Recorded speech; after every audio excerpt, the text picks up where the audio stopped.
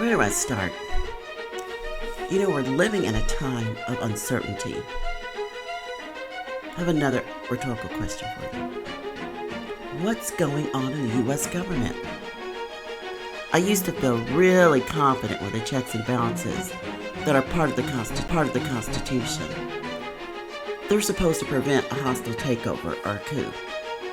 But it's evident by the current state of affairs that the wheels of checks and balances are moving very slowly, and they seem to be stuck in the bureaucratic. Now, the richest man in the world is not supposed to be taking up residence in the Oval Office as a co-president, as well as dismantling government offices without going through Congress.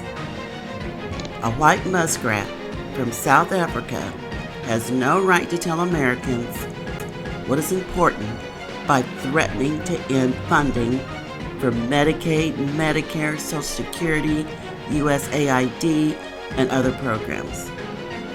I guess when you're worth billions of dollars, these programs are worthless. To him anyway. However, his opinion should not be allowed to change our laws and public policies here in America. He has shown his true colors by giving the two Sikh Isles at the GOP convention. And if that wasn't enough, now he has several government officials who are talking about issues related to national security over Signal on their personal cell phones. None of them apologized. They didn't take any responsibility for their actions, and then they lied about the content of and denied that it put the American military in danger. The incompetence in this administration is overwhelming. It's time for the vocal majority, which goes by many other names. They need to stand by, stand up, stand tall, and hold their elected officials to the fire and remind them of their oath of office. Many people believe the lie that Mr. Orange was going to make America great again. But I can tell you that as an aging woman of color, America was never that great for me. It has been getting better since the civil rights movement, I'll admit to that.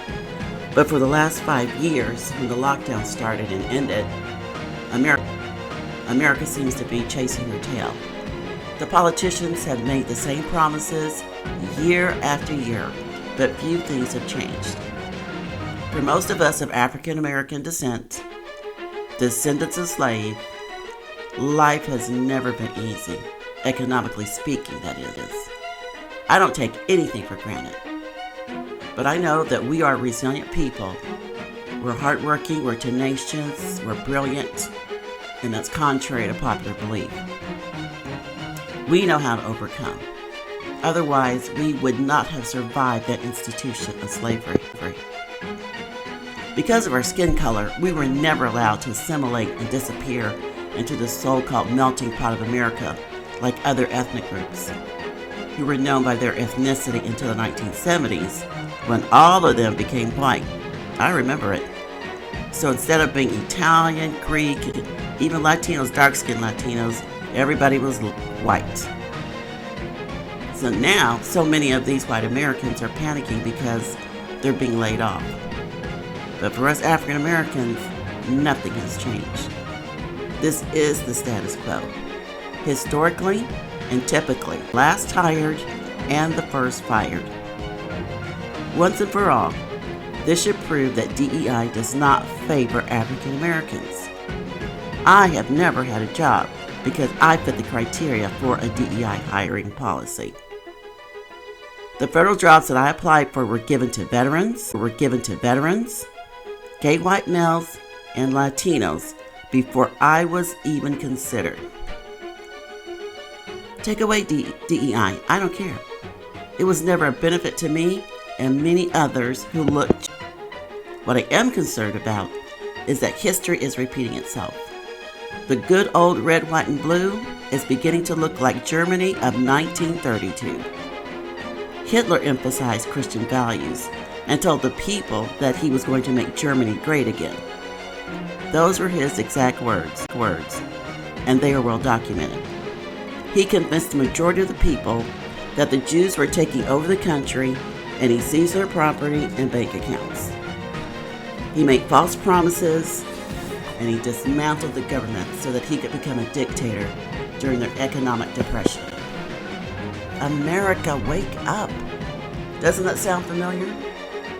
Mr. Orange is not the real mastermind. He's just a puppet.